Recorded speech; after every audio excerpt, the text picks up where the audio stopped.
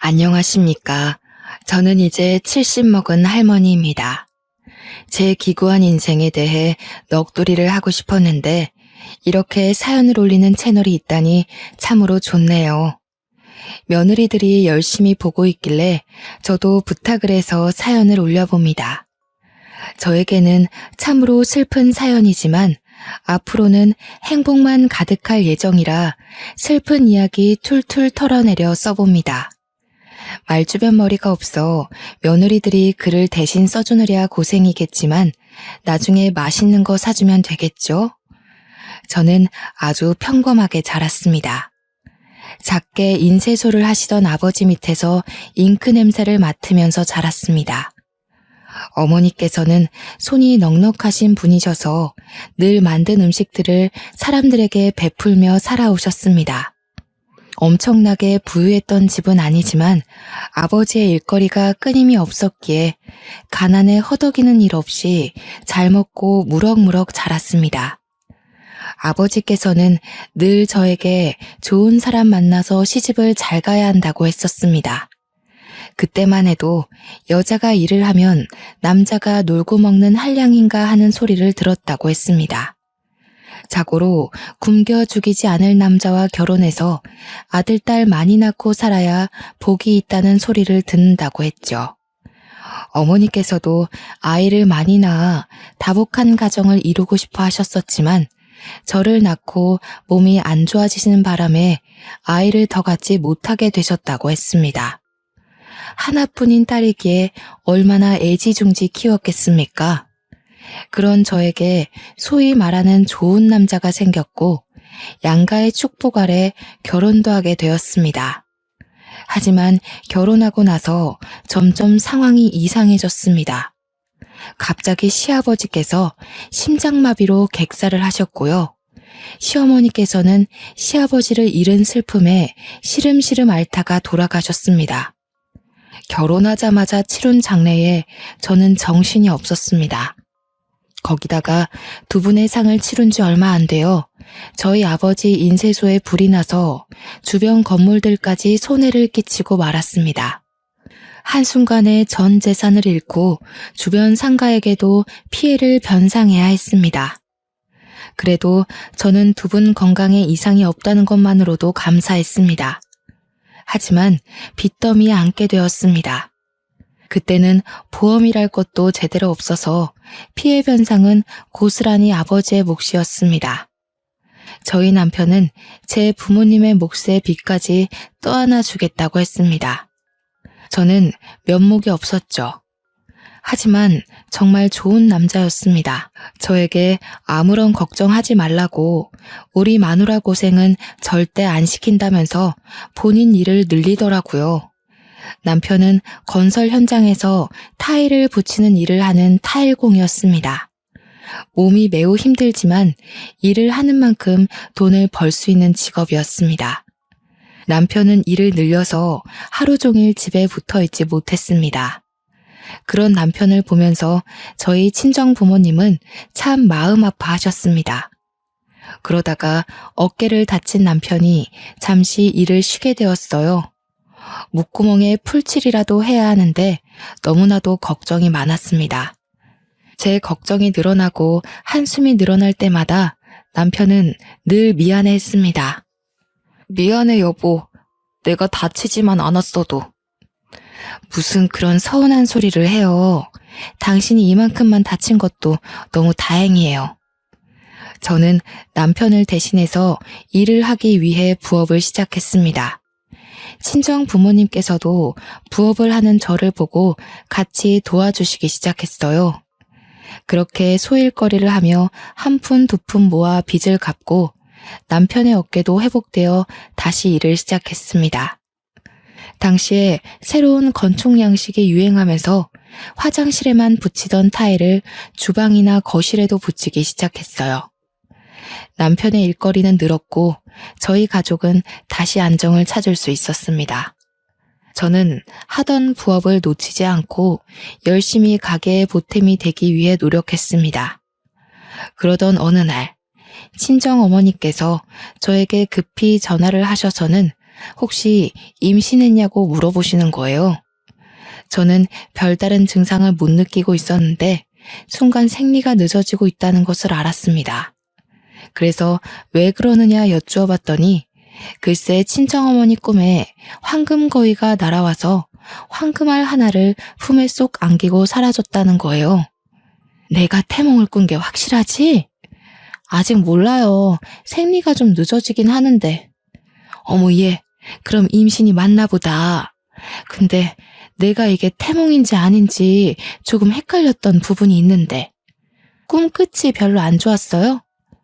아니 글쎄 내가 알을 잘 품고 가다가 돌부리에 넘어져서 알을 깨트렸지 뭐야? 근데 노른자가 2개나 있더라고. 터지긴 했지만 그래도 괜찮겠지? 저는 어차피 꿈이고 아직 임신한 것도 아닌데 너무 걱정하지 마시라고 전했습니다. 그날 저녁 약국에서 임신 테스트기를 사왔어요. 약사님께서 아침 첫 소변으로 하는 게 가장 정확하다고 하셔서 다음날 아침까지 기다렸습니다. 임신 테스트기에는 양성 반응이 떴어요. 제가 정말로 임신을 하고 만 것이었죠. 아이를 벌써 가지려는 계획은 없었지만 그 당시에 계획이라는 게 뭐가 있나요? 생기면 생기는 대로 낳는 것이 당시의 규칙이었죠. 그런데 이상하게도 먹는 거 없이 살이 많이 찌기 시작했어요. 입덧이 꽤 심한 편이었음에도 불구하고 다른 임산부들보다 배가 훨씬 불러왔습니다. 그 당시에는 조산원이라는 곳에서 애를 낳는 것이 대부분이었습니다. 돈이나 좀 있거나 아니면 고위험군 산모일 경우에나 병원에서 애를 낳았죠. 산파가 아이를 받는 전문 조사원에 다니고 있었으니 요즘 말하는 초음파니 뭐니 그런 검사는 없었습니다. 남편은 그냥 남들보다 아이가 큰가 보다 했지만 저는 뭔가 불안했어요. 고작 임신 4개월일 뿐인데 다른 임산부들 7개월쯤 되는 배를 가지고 있었거든요. 저는 남편이 일이 바빠 혼자 병원으로 향하고 있었습니다. 평소와 다를 거 없이 버스 정류장에서 버스가 언제 오나 목 빠지게 기다리고 있는데 뒤에서 누군가가 저를 불렀습니다.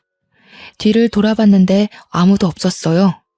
영 꺼림칙해서 앞을 보려는데 다시금 소리가 들려왔습니다. 저 멀리서 웬 할머니 한 분이 색동 저고리를 입고 저에게 손짓을 하고 있었어요. 저는 덜컥 겁이 났습니다. 너무나도 선명하게 보이는 색동 저고리에 제가 귀신을 보고 있나 싶었거든요. 제가 쭈뼛쭈뼛 하면서 무시하려고 하자 할머니는 제게 큰 소리를 내면서 말했습니다. 당장 이리 오래도. 저는 제 귀를 쩌렁쩌렁하게 울리는 호통에 놀라서 뭔가를 홀린 듯 할머니 앞으로 다가갔어요. 할머니는 길에서 돗자리를 펴놓고 사주 같은 걸 봐주시는지 작은 나무상에 한자로 된 책을 3권 정도 올려두셨더라고요. 저는 임신한 몸이라 솔직히 뭔가 내키지 않았습니다. 호자, 이름이 뭐고? 제 이름이 왜요? 우리 할망은 그렇게 말대꾸하는 거 안 좋아한다. 이름이 뭐고? 윤순애입니다. 아이고, 이름 획수가 잘못된 게 틀림없네. 진실한 순자 쓰나. 제 이름은 참으로 진실로 할 때 순자를 쓰고 있었습니다. 한자를 말하지도 않았는데 덜컥 맞추는 할머니에 소스라치게 놀랐습니다. 우리 할망이 그러는데 이름에 삼수변 삼액자가 붙어야 하는데 기구한 운명의 획이 하나 추가되어 죽을 사가 붙었다고 하시는구만. 진실로 순자가 아니라 따라 죽을 순이 붙었어. 저는 너무나도 기분이 나빴습니다. 제 아이가 뱃속에 떡하니 자리를 잡고 있는데 그런 불길한 소리를 하니 얼마나 불안하고 불쾌했겠습니까? 자리를 박차고 일어나려고 하는데 할머니께서 제 손을 꽉 붙들어 매셨어요. 그 힘이 얼마나 강하던지 제가 감히 이길 수 없는 정도였습니다. 갑자기 눈알을 확 뒤집었다가 푸시더니 제 눈을 똑바로 쳐다보고 제 배를 뚫어져라 보셨습니다. 그러더니 쌀알을 몇 개 휙 던지시고는 중얼중얼 하시는 겁니다. 저는 너무 소름 끼치고 무서워서 도망가고 싶었는데 두 다리가 묶인 것 마냥 그 자리에서 일어날 수가 없었습니다. 너무 끈끈하게 묶여 있어서 내가 그 끈을 함부로 풀어낼 수가 없네. 자네 아이 둘 다 살리고 싶으면 한 아이를 포기해야 해. 아이 둘 다 살리고 싶으면? 그게 무슨 소리래요? 뱃속의 아이 말이야. 쌍둥이를 가졌잖아. 저는 그제서야 제 배가 왜 남들보다 큰지 이해가 갔습니다. 병원에 가서 정확하게 검사한 것은 아니지만 어머니의 태몽에서 쌍란이 나온 것도 그렇고 지금 할머니께서 쌍둥이라고 하는 것도 그렇고 말이죠. 저는 뭔가 깨달음을 얻은 듯한 얼굴을 했지만 그럼에도 불구하고 의문이 남았습니다. 제가 쌍둥이를 가졌을 수도 있지만 둘 다 살리고 싶으면 한 아이를 포기하라는 게 무슨 소리세요? 우리 할망이 자세하게 말해주면 운명이 바뀐다고 했는데 자네 인생이 기구해서 내가 조금 더 풀어주지. 뱃속의 쌍둥이 명이 짧아 따라 죽을 운명이란 말이다 이거야. 저는 점점 듣는 게 거북해졌습니다. 아직 태어나지도 않은 아이들에게 저주를 퍼부어도 너무 심하게 붙는 것 같았습니다. 할망인지 뭔지가 귀신인지 신인지 모르겠지만 우리 아이에게 저주를 붓는 것만 같았어요. 애 둘 다 낳을 생각 말고 하나만 낳아. 하나를 일찌감치 지으면 그 수명이 다른 쌍둥이에게 붙어서 오래오래 살 거요. 아니, 무슨 그런 저주를 퍼부으세요? 저주라니. 내 말을 들어야 다들 오래 살 수 있어. 그 아들이 따라 죽을 업보를 타고 태어나는 거니까. 내 말 들어. 할머니 너무해요. 태어나지도 않은 아이들한테. 내가 뭘 했어. 저 업보를 타고난 인간들은 내 말을 듣지 않는데도. 갑자기 목소리가 바뀐 할머니는 저를 확 째려보셨습니다. 이전까지는 호통은 치셔도 눈빛은 안타까워하는 눈빛이셨는데 지금은 눈빛에 도끼가 가득했어요. 자식은 물론이고 다른 사람도 살고 싶으면 애 하나를 버려. 그러면 그 수명 골고루 나눠 먹을 테니. 그러더니 할머니는 저의 다른 말들을 모두 무시한 채 나무 탁상을 탁탁 챙기고 돗자리를 휘리릭 말아서 들고는 골목 끝으로 사라졌습니다. 저는 멍하니 사라지는 할머니의 뒷모습을 바라보았어요. 그러다가 정신을 차리니 제가 뭘 하고 있었는지를 모르겠더라고요. 홀렸다는 말의 뜻을 정확하게 알 수 있는 순간이었습니다. 저는 원래의 목적대로 산부인과에 가기 위해서 버스에 올라탔습니다. 버스를 타고 병원으로 가는 내내 속이 울렁울렁 거리더라고요. 가까스로 정신을 부여잡고 병원에 도착해서 검사를 마치니 정말로 쌍둥이가 뱃속에 있다지 뭐예요. 참말로 신기한 경험이 아닐 수 없습니다. 친정엄마가 꾸신 꿈도 그렇고 점쟁이로 보여지는 할머니도 그렇고 모두들 저에게 쌍둥이에 관련된 이야기를 해주셨으니까요. 그런데 쌍둥이인 걸 알자마자 제 마음속에 불안의 촛불이 탁 켜졌습니다. 쌍둥이 명이 짧아 따라 죽을 운명이란 말이다. 저는 서둘러 동네로 왔습니다. 그리고는 점쟁이 할머니가 있었던 그 자리로 달려갔어요. 하지만 할머니의 흔적은 그 어디에도 없었습니다. 저는 지푸라기라도 잡는 심정으로 할머니를 아는 사람들을 찾기 시작했어요. 근처 상인들이라면 충분히 알고도 남았을 것이라고 생각했습니다. 저기요, 과일가게 아주머니. 여기서 앉아서 점을 보시던 색동옷 입은 할머니 못 보셨어요? 어머 세댁, 무슨 꿈이라도 꿨어? 이 근처에는 그런 점쟁이 할멈 없어. 내가 여기서 장사를 10년 넘게 했는데 그런 할머니는 못 봤는걸? 아까 한 2시간 전만 해도 있었는데 참말로 못 보셨어요? 색동옷을 입었으면 눈에 딱 띄었을 텐데 난 못 봤어. 여기서 색동옷 입고 앉아 있었다가는 미친 사람으로 오해받기 딱 쉽지. 나도 그런 할머니는 본 적이 있는데 새댁이 잘못 본 거 아냐? 저짝 골목 끝으로 가면 무당집이 하나 있긴 한디. 근데 뱃속에 애도 있으면서 귀신이라도 붙어오면 어떡해? 저는 마지막 상인분의 말씀을 기억해 두고 골목 끝에 있는 무당집을 찾아갔습니다. 임신해서 부른 배를 하고 들어가기 좀 무서웠지만 금방 점쟁이가 버선발로 나와 저를 맞이해 주었습니다. 하지만 제가 낮에 봤던 할머니가 아니었어요. 저는 점을 보지 않겠다고 하고는 다시 나왔습니다. 그 이후로도 며칠을 버스 정류장 앞에서 할머니가 앉아있던 곳을 바라보며 기다렸지만 그 할머니는 영영 나타나지 않았습니다. 정말 소름이 쫙 돋았어요. 그 할머니는 도대체 어디서 나타나 저에게 말을 걸고 사라진 걸까요? 뱃속에 제 아이가 쌍둥이라는 것은 어떻게 알았을까요? 저는 좋은 것만 생각하기로 결심했습니다. 나쁜 기억들은 모두 지우기로 했어요. 그저 제가 아이들을 더욱 잘 살피고 위험하지 않게만 키우면 될 것이라고 생각했습니다.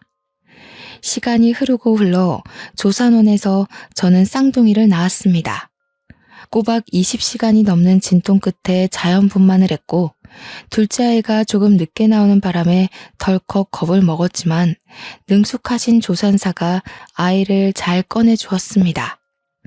둘 다 일란성 쌍둥이로 아들이었는데 너무너무 예쁘고 귀여웠습니다. 남편은 타일 일로 바쁜 와중에도 아이들을 보느랴 시간 가는 줄 몰랐습니다. 더군다나 제가 난산이었기 때문에 제 몸까지 살펴주느라 정말 고생이 많았어요. 처음 출산이다 보니 모르는 게 너무나도 많았습니다. 우리 아이가 왜 우는지 이유조차 모르면서 그저 끌어안고 달래기 바빴습니다. 친정 어머니께서 도와주지 않으셨다면 정말 하루가 어떻게 흘러가는지도 모르는 채 살았을 거예요. 가끔은 너무 울어대는 쌍둥이들 탓에 정신이 나갈 것 같았지만 그럼에도 내 새끼라 그런지 정말 예뻤습니다. 잘 때는 또 얼마나 천사 같던지요.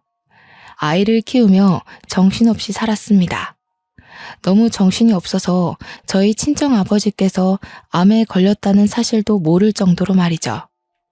저희 쌍둥이가 돌이 채 되기도 전에 친정아버지는 암이 급격하게 번져서 돌아가시고 말았습니다.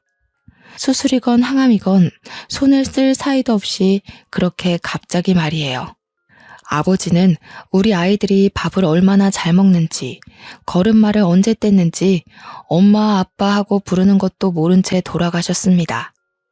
저희 친정 어머니께서는 결국 외로움을 견디지 못하시고 저희와 합가를 하게 되었습니다. 합가를 하는 동안 아이들을 얼마나 극진히 보살펴 주셨는지 몰라요. 하지만 아이들의 웃음소리가 끊이지 않고 들려도 마음 한구석에 깊이 자리 잡은 외로움은 어떻게 채울 수가 없었습니다. 아이들이 커가는 속도가 참 빠르잖아요. 저희 어머니의 늙는 속도도 참 빨랐습니다. 어느 날부턴가 멍하니 창밖을 보면서 제게 말씀하셨어요. 나는 섬에 가서 살고 싶었어.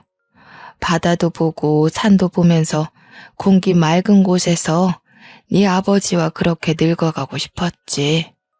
매일 아침마다 저에게 똑같은 소리를 반복하셨어요. 저는 그것이 아버지를 그리워하는 마음인 줄 알았는데 아니었습니다. 가끔은 요리를 하시다가 냄비를 태워 먹기도 하고 어느 날은 집이 몇 호였는지를 헤매기도 하셨지만 저는 별 대수롭지 않게 생각했습니다. 그러다가 아이들이 어린이집에 갈 나이가 되었고 남편은 타일 시공을 직접 하지는 않지만 현장에 계속 나가 있느라 바쁜 와중이었죠. 저는 친구들과 약속이 있어 어머니께 아이들을 하원시켜달라 말씀을 드렸습니다. 어머니는 4시까지 꼭 데리러 가겠다고 하셨지만 저는 친구들을 만나다가 어린이집에서 전화가 걸려와 황급히 집으로 가야 했어요. 어머니, 쌍둥이들 하원 시간이 넘었는데도 안 오셔서요. 그때는 이미 저녁 6시를 넘긴 시간이었습니다. 저는 놀래서 어린이집으로 달려갔고 아이들을 하원시켰습니다. 어머니께 무슨 일이 일어난 건가 싶어서 전화를 걸어보았지만 받지 않으셨어요. 놀란 마음을 부여잡고 집으로 가니 어머니께서 또 멍하니 창밖을 바라보고 계셨습니다. 엄마, 왔니?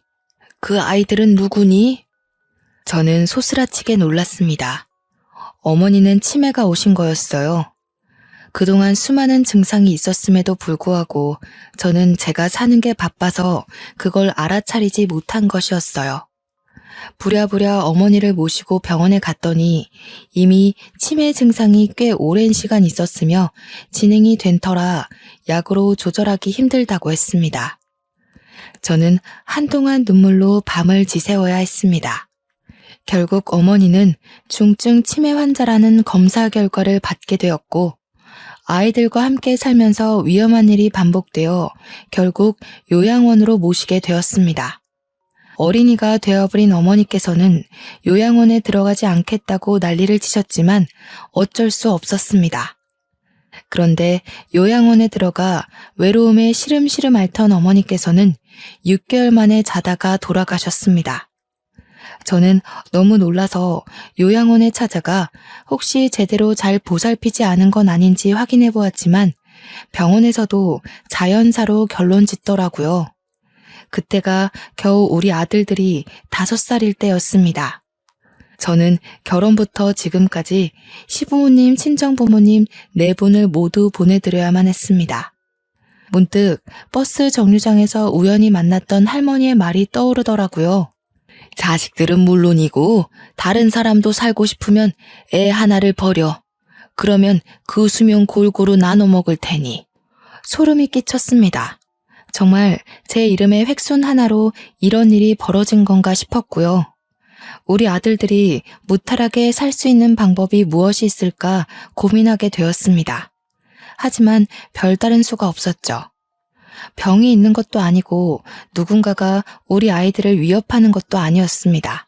남편은 매일같이 고민하는 저의 손을 꼭 잡아주며 말했습니다. 당신이 그 할머니에게 무슨 말을 들었던 너무 걱정하지 마. 아직 아무런 일도 일어나지 않았고 사실 우리 부모님이건 장인어른 장모님이건 하늘나라에서 부른 것일 수도 있는데 당신이 너무 그 할머니 말에 신경 쓰고 있는 건 아닐까 싶어. 나도 지워버리려고 노력 중인데 그게 잘 안 되네요. 우리 아이들 우리 손으로 지켜내면 되지. 우리가 더 보살피고 더 아껴주면 위험한 일 없을 거야. 남편은 저를 꼭 안아주며 말해주었습니다. 저는 불안함을 조금 내려놓기로 했어요.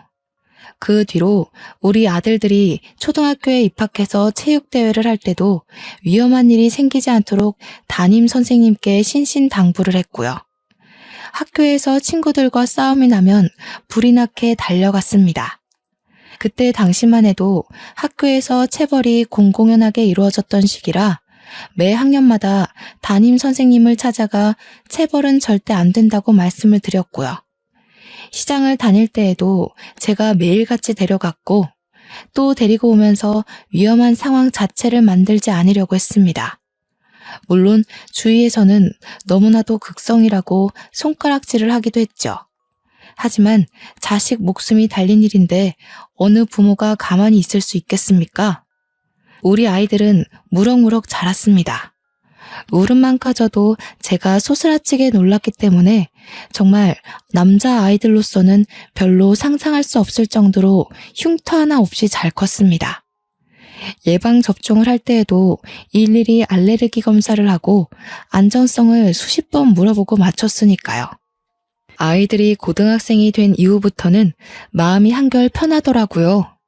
성인과 별 다를 것 없는 몸을 하고 있었으니까요. 우리 아들들이 키도 꽤 컸고 몸도 다부졌거든요. 무엇보다 예의도 바르고 제 말을 잘 들어주는 자상한 아들들이었습니다.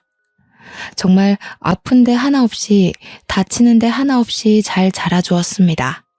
저는 평온한 일상이 반복되자 점쟁이 할머니의 말을 완전히 까먹어버렸습니다. 그도 그럴 게 수능도 잘 치렀고 대학도 둘 다 원하던 학과에 붙었거든요. 대학생이 되어 초반에 놀러 다니느랴 집에 잘 안 들어왔을 때는 조금 걱정이 되었지만 아들들은 걱정 말라고 했습니다. 그렇게 제일 걱정이던 군대도 잘 다녀오고 대학도 졸업하고 둘 다 취직이 되었을 땐 저와 남편 모두 안심했습니다. 남편은 저에게 웃으며 놀리기까지 했죠. 어릴 때는 어디 다쳐서 피라도 나면 기절할 것처럼 굴었던 사람이 그봐 마음을 달리 먹으니까 우리 아들들도 잘 자라서 이렇게 어엿한 성인이 됐잖아. 저는 남편을 보며 활짝 웃었습니다. 사람은 역시 마음먹기에 달린 거라 생각했죠. 그러던 도중 첫째 아들이 여자친구를 소개시켜주겠다고 했습니다. 아들들 모두 34살이니 결혼 정년기라고 생각은 했지만 저렇게 이야기를 하니 속이 시끌시끌한 건 어쩔 수 없더군요. 첫째가 피아노를 전공했다던 여자를 데리고 왔고 늘씬늘씬하고 예쁜 것이 한눈에 마음에 들었습니다. 인사를 나누는 자리에서 처음에 저를 어색해했지만 제가 마음을 열고 다가가니 사르르 녹는 애교를 장착하고 저를 대하더군요. 이래서 우리 아들이 푹 빠진 건가 보다 싶었습니다. 양가가 인사를 드릴 때도 참 화기애애했습니다. 결혼식 분위기도 참 좋았고 결혼하고 나서는 더욱 좋았습니다. 우리 아들이 살가운 성격은 아니었는데 며느리가 오고 나서부터 참 저를 이모저모 많이 챙기더군요. 며느리가 시켜서 하는 일이라도 참 고마웠습니다. 첫째 며느리가 결혼 4개월 만에 임신했다고 했을 때 저와 남편은 초음파 사진을 들고 눈물을 흘리기도 했으니까요. 첫째 며느리의 임신 경사와 더불어 둘째 아들도 결혼하겠다고 했습니다. 미술 선생님으로 재직 중인 여자라고 했습니다. 둘째 며느리는 참 조용조용하면서도 진득하니부터 일을 할 줄 아는 아이였습니다. 큰 며느리처럼 살갑게 붙어서 이런저런 이야기를 나누거나 하진 않았지만 늘 제 옆에서 조용히 제가 하는 일을 거들었죠. 그 야무진 손이 얼마나 예뻐 보였는지 모릅니다. 첫째 며느리는 출산 후에도 피아노를 계속했고 연주회에 우리 가족 모두를 초대하기도 했습니다. 강렬한 드레스를 입고 피아노를 연주하는 큰 며느리는 참 다른 사람 같아 보였습니다. 정말 멋있고 대단하더라고요. 그 이후에도 제가 연주회 가는 것을 좋아하니 무슨 일이 있으면 연주회 티켓을 주었습니다. 며느리 친구들의 공연을 같이 보러 가기도 했고요. 둘째 며느리는 학교에서 미술 선생님으로 일을 하면서도 자기 전시회라는 것을 열더라고요. 미술이라는 걸 하나도 모르는 제가 봐도 그림이 너무 아름다웠습니다. 제가 멍하니 둘째 며느리의 작품을 보고 있자 며느리가 저를 위해 그림을 그려주기도 했네요. 그걸 보고 첫째 며느리도 둘째 며느리에게 작품을 사기도 했고요. 둘째 며느리는 돈 받고 팔 수 없다고 그냥 드리겠다고 둘이 티격태격하다가 정말 싸움이 나기도 했네요. 가운데서 중재하느라 제가 얼마나 진땀을 뺐는지 모릅니다. 첫째 며느리가 출산하고 얼마 지나지 않아 둘째 며느리도 임신을 했고 첫째 며느리가 둘째도 가졌다는 소식을 전해왔습니다. 한순간에 대가족이 되어버려 저와 남편은 정신이 없었죠. 첫째 며느리가 아이를 봐달라고 하면 한달음에 달려가 아이를 돌봐주기도 했고 제가 먼저 아이를 돌봐줄 테니 목욕탕이라도 가서 때라도 밀고 오라고 할 때도 있었습니다. 그럴 때마다 같이 못 가서 아쉽다는 며느리를 어찌 예뻐하지 않을 수가 있을까요? 정말 고부간의 갈등이라는 건 하나도 겪어본 적이 없습니다. 첫째네 손주 2명에 둘째네 손주 하나, 이렇게 세 아이를 동시에 돌봐 집안이 난장판이 되어도 참 즐거웠습니다. 며느리들도 저를 얼마나 의지했는지 모릅니다. 그러던 도중 저에게 또 한 번 시련이 찾아왔습니다. 하나뿐인 제 남편이 세상을 떠나버린 것이었습니다. 사고였지만 제 마음은 받아들이기가 힘들더라고요. 아들과 며느리들 손주들까지 할 거 없이 장례식장을 지키고 사돈댁들도 전부 와서 저를 위로해 주었습니다. 첫째 며느리와 둘째 며느리 모두 남편의 몫까지 저를 챙기겠다고 진심의 눈물을 흘리며 약속했죠. 저는 너무나도 외롭고 쓸쓸했지만 매일같이 전화하고 자주 찾아오는 며느리들 덕에 그 슬픔도 훌훌 털어낼 수 있었습니다. 오죽하면 저에게 합가를 하자고 하는데 도무지 아들네 집에 얹혀 살 마음까진 들지 않더라고요. 대신 남편과 아이들을 키우며 한평생 살았던 집을 처분하고 작은 빌라로 이사를 갔습니다. 첫째와 둘째네 집 모두 가까운 동네로 말입니다. 집이 가까워지니 며느리들도 더 자주 저를 찾아오더군요. 저는 정말 시간 가는 줄 모르고 며느리들과 신나게 놀러 다녔습니다. 어찌나 서울 구석구석에 맛집이 넘치고 카페들이 넘치던지 생전 남편이랑은 가본 적도 없는 곳이었어요. 며느리들과 돌아다니면서 얼마나 재미졌는지 모릅니다. 그러자 둘째 며느리가 여행을 가는 것이 어떻겠냐고 묻더라고요. 생각해보니 남편이 살아있을 때 전부 다 같이 가족여행을 떠나본 적이 없었던 거예요. 아버님 살아계실 때 갔어야 했는데 너무 아쉽네요. 그래도 이번 여행에서 우리 재밌게 놀다가 와요, 어머님. 맞아요. 제가 고기 하나는 진짜 잘 굽거든요. 형님, 고기는 제가 구울 테니까 집게 탐내지 마세요. 며느리들은 제가 좋다고 하니 바로 강원도에 있는 펜션을 예약하더라고요. 고기도 구워 먹고 물놀이도 할 수 있다면서 아주 좋아했어요. 사는 게 바빠 아들들 데리고 좋은 곳으로 여행을 떠나본 적 없어서 참 미안하면서도 설레더군요. 첫째 아들의 둘째 손주와 둘째 아들네 첫째 손주는 너무나도 아기라서 사돈댁들이 맡아주시겠다고 즐거운 여행 다녀오라 하시더라고요. 저는 감사 인사를 전화로 전달하고는 첫째 아들네 차에 올라타려 했는데 갑자기 첫째 손주가 떼를 쓰기 시작했습니다. 할머니랑 엄마랑 작은 엄마랑 이렇게 탈래요. 응? 아빠가 운전하는 차에 타지 않고?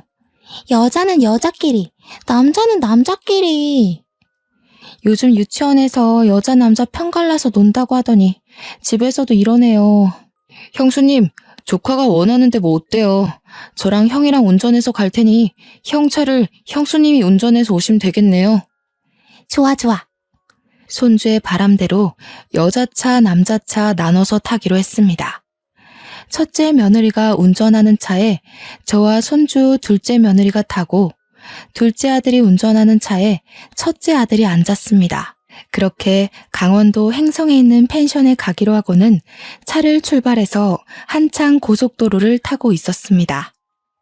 두 번째 휴게소에서 만나자 약속을 했다고 했는데 아무리 기다려도 아들네 차가 도착하지 않았습니다. 불안한 마음에 며느리들이 전화를 해봤지만 둘 다 전화도 받지 않았고요. 모르는 번호로 전화가 걸려오고 나서야 저는 점쟁이의 말이 떠올랐습니다. 온몸에 소름이 돋으면서 다리에 힘이 풀렸고 전화를 받은 첫째 며느리의 표정이 일그러지는 것을 보면서 확신을 했습니다. 둘째 며느리는 영문도 모른 채 주저앉은 저를 부축했고요. 첫째 며느리는 갑자기 온몸을 떨면서 눈물을 흘리기 시작했어요. 저는 그 모습을 보면서 같이 눈물을 흘렸습니다. 남편들 차가 사고가 나서. 네? 형님, 그게 무슨 소리예요? 며느리들과 저는 황급히 병원으로 달려갔고 거기서 싸늘하게 식은 두 아들을 만날 수 있었습니다. 과적제 화물 트럭에서 떨어져 나온 벽돌이 아들 차를 뚫었다고 했습니다. 벽돌을 맞은 둘째 아들은 즉사, 피하려고 차를 틀다가 가드레일을 받은 첫째 아들은 병원으로 이송 도중 사망했다고 하더군요. 그게 우리 아들들 나이가 고작 40살일 때였습니다. 아들들의 장례를 어떻게 치렀는지 기억도 나지 않습니다. 너무나도 정신이 없었고 온통 곡소리뿐이었습니다. 저는 더 이상 흐를 눈물도 없겠구나 했는데 또 눈물이 나오더라고요. 며느리들은 저를 붙잡고 어머니 어떡해요 하는데 해줄 수 있는 말이 없더군요.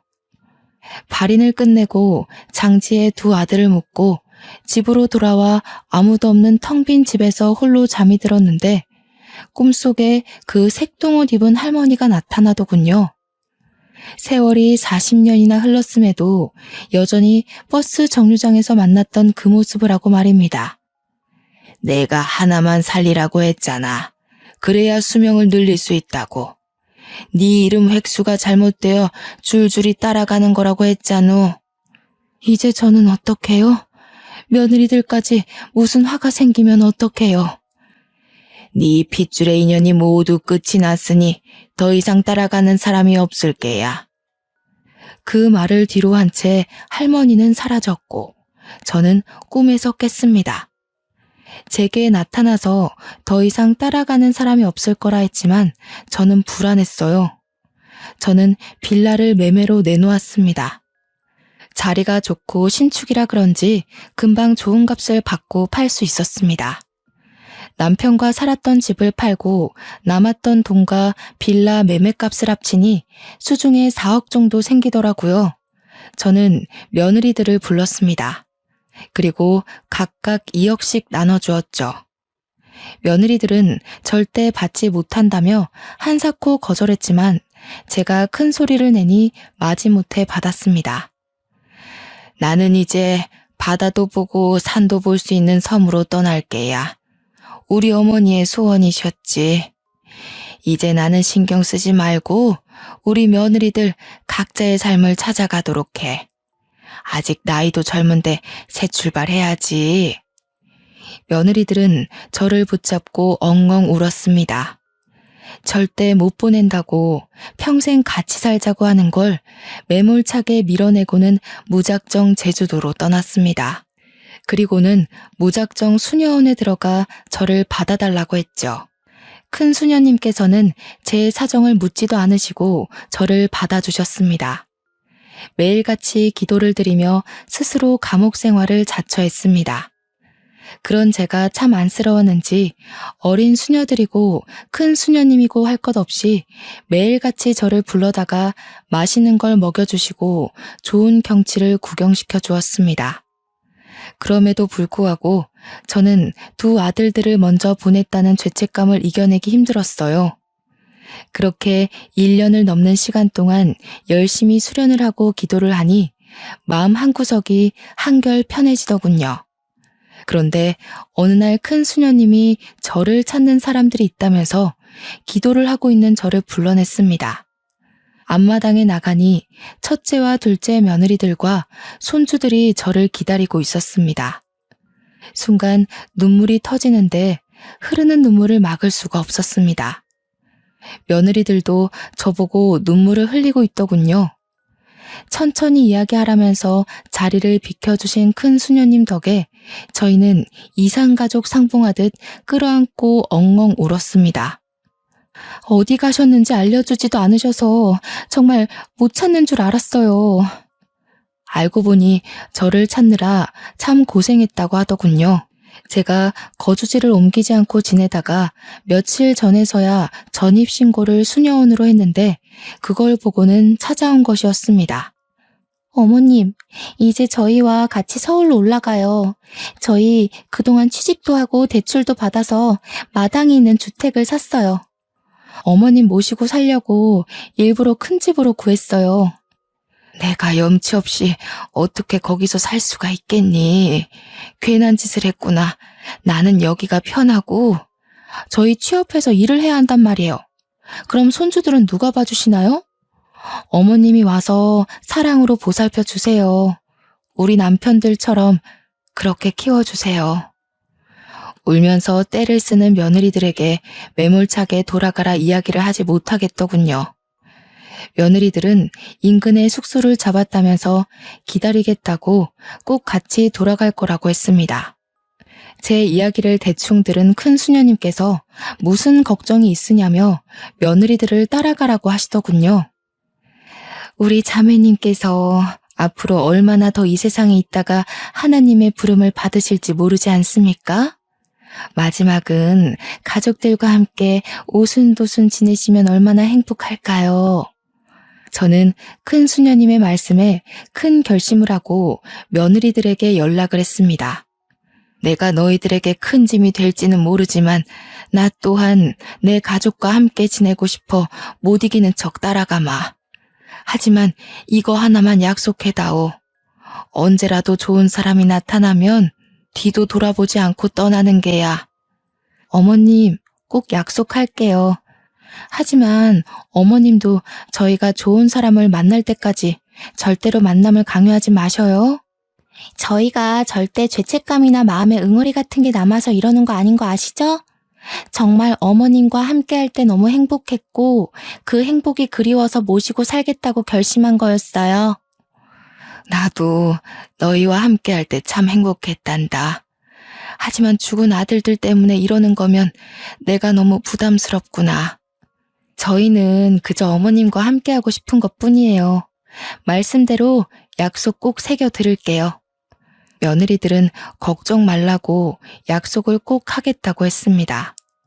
저는 며느리들이 구해놨다는 서울에 마당이 딸린 주택으로 이사를 했고 지금은 손주들을 돌보면서 행복하게 지내고 있습니다.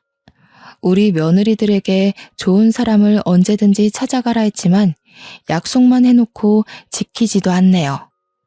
벌써 같이 산 지 5년이라는 세월이 흘렀는데 손주들 쑥쑥 크는 맛에 참 재미지게 삽니다. 큰 며느리, 둘째 며느리, 손주 3명과 복작복작 사니 참 외로움을 느낄 시간도 없습니다. 사돈댁들도 여전히 저와 잘 지내고 있습니다. 저를 원망할 법도 한데 저를 참 많이 신경 써주십니다. 얼마 전 둘째 며느리네 바깥사돈이 돌아가시는 일이 있었습니다. 온 가족이 똘똘 뭉쳐 힘겹게 이겨내기로 약속했죠.